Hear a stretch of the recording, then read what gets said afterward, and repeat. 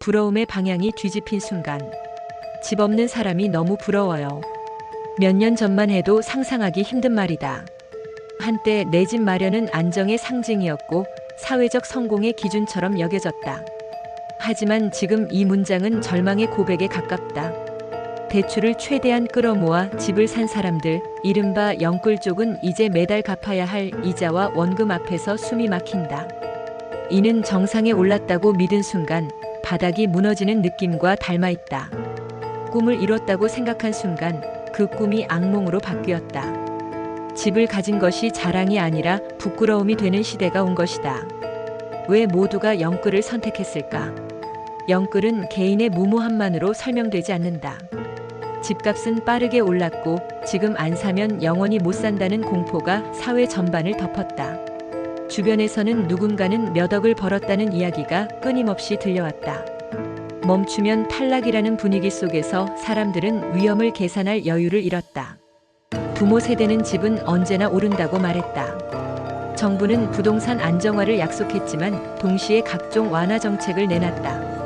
언론은 매일 역대 최고가 경신 뉴스를 쏟아냈다. 이런 환경에서 신중한 선택은 오히려 손해로 여겨졌다. 친구는 집을 사서 1억을 벌었는데 나는 그냥 저축만 하고 있다는 박탈감. 이것이 영끌을 부추긴 진짜 이유였다. 개인의 선택이 아니라 사회 전체가 만든 분위기였다. 금리가 바뀌자 현실도 바뀌었다. 문제는 환경이 달라졌다는 점이다. 저금리 시대에 맞춰 설계된 선택은 금리 인상과 함께 치명적인 부담으로 돌아왔다. 월급은 그대로인데 이자는 2배, 3배로 뛰었다. 이는 잔잔한 강을 건널 수 있다고 판단했는데 중간에서 갑자기 물살이 거세진 상황과 같다. 예를 들어 5억 원을 연 2% 금리로 빌렸다면 월 이자는 약 83만 원이었다. 하지만 금리가 5%로 오르면 월 이자는 208만 원으로 뛴다. 차이는 125만 원. 한 달 생활비가 통째로 사라지는 수준이다. 돌아가기도 앞으로 나아가기도 어려운 상태가 된다. 더 큰 문제는 금리 인상이 한 번에 끝나지 않았다는 점이다. 몇 개월마다 이자 부담이 늘어났고 사람들은 점점 더 깊은 수렁에 빠져들었다. 대출을 연장하려 해도 조건은 더욱 까다로워졌다. 버틸 수 있을 거라는 기대는 점점 희망을 잃어갔다. 집이 자산에서 부담으로 바뀔 때 집값 하락은 영끌족에게 이중의 고통을 준다. 시세는 떨어졌는데 대출은 그대로 남는다. 팔아도 빚이 남고 버티자니 현금 흐름이 막힌다. 이 순간 집은 더 이상 자산이 아니다.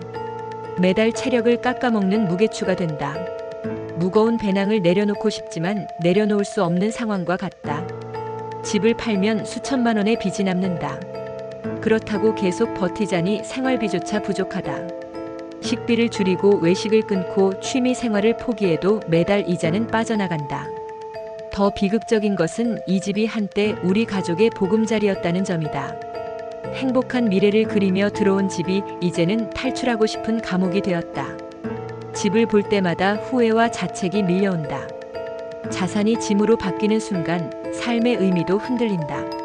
심리적 붕괴가 먼저 온다. 경제적 문제보다 더 무서운 건 심리적 압박이다. 통장 잔고를 확인하는 일이 공포가 되고 미래 계획은 모두 멈춘다. 결혼, 출산, 이직 같은 선택지는 사라지고 연체만 피하자는 목표만 남는다. 이는 마라톤을 완주하겠다는 꿈이 사라지고 그저 쓰러지지 않는 것만이 목표가 되는 상태다. 잠을 자도 불안하고 출근길이 무겁다. 가족과의 대화도 줄어든다. 언제까지 이렇게 살아야 하나는 질문에 답이 없다. 심리 상담을 받는 영끌족도 늘고 있다. 우울증, 불안장애 진단을 받는 사람들이 많아졌다. 극단적 선택을 고민하는 경우도 있다. 단순히 돈 문제가 아니라 삶 전체가 무너지는 경험이기 때문이다. 집 때문에 삶을 포기하는 일이 실제로 일어나고 있다. 집 없는 사람을 부러워하게 된 이유. 무주택자는 집값 하락에 직접적인 타격을 받지 않는다. 대출 이자에 짓눌리지도 않는다. 그래서 영끌족의 눈에는 그들이 자유로워 보인다. 책임 없는 자유처럼 보이기도 한다. 이는 폭풍 속에서 배를 가진 사람이 배 없는 사람을 부러워하는 역설과 같다. 배는 안전을 주지만 폭풍이 오면 가장 큰 짐이 된다.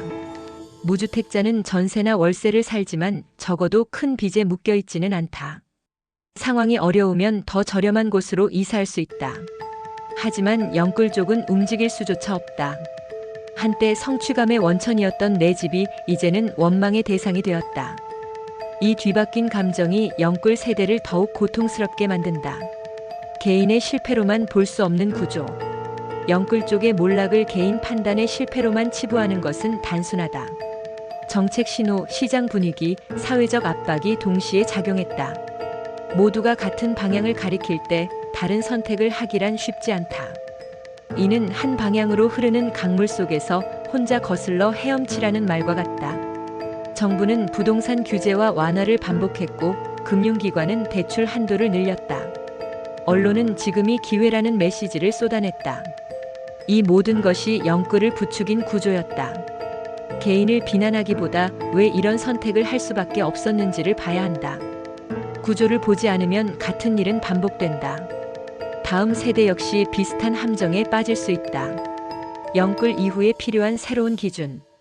이제 필요한 것은 얼마짜리 집을 가졌는가가 아닌 얼마나 버틸 수 있는 구조인가다. 내 집 마련의 기준도 바뀌어야 한다. 무리한 소유보다 지속 가능한 삶이 중요해졌다. 영끌 쪽의 붕괴는 한 세대의 패배가 아니라 사회가 다시 질문해야 할 신호다. 집은 목표가 아니라 삶을 지탱하는 수단이어야 한다는 질문 말이다. 무리하게 집을 사느니 여유 있게 살 수 있는 방법을 찾는 것이 더 현명할 수 있다. 정부와 금융기관도 책임이 있다. 과도한 대출을 막는 안전장치, 금리 급등 시 완충 프로그램, 주거 안정을 위한 다양한 선택지를 마련해야 한다. 영끌 세대의 아픔이 교훈이 되어 더 건강한 주거 문화가 만들어지길 바란다.